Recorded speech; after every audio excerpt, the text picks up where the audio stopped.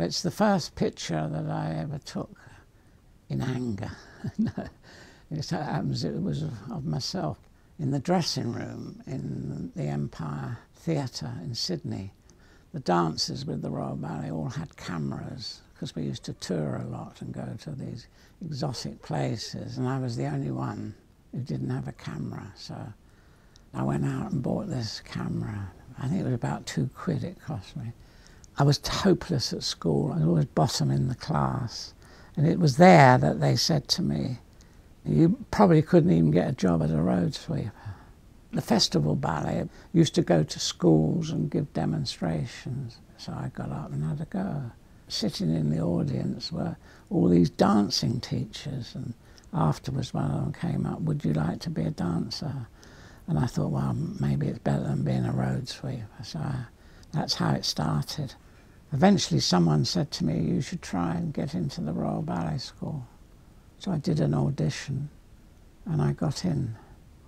I didn't really want to be a dancer. I wanted to do something else. I started to photograph the ballet in the sense that it was a good exercise for taking pictures. Bodies was what I was interested in. I mean, I used to upset the dancers and show them the pictures, but if they weren't in a proper position, you know, they get very upset.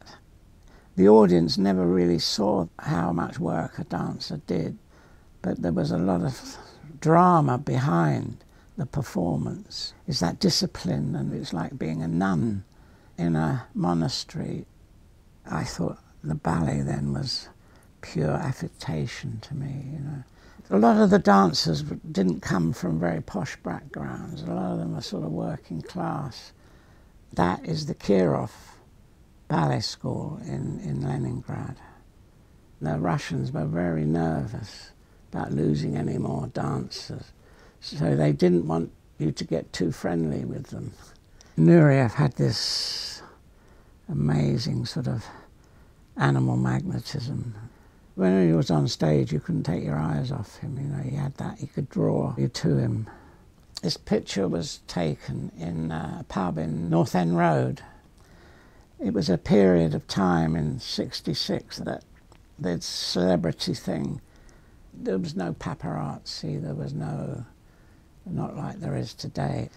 Really, it's the people behind I was more interested in, to see if they were noticing who these people were. And they didn't.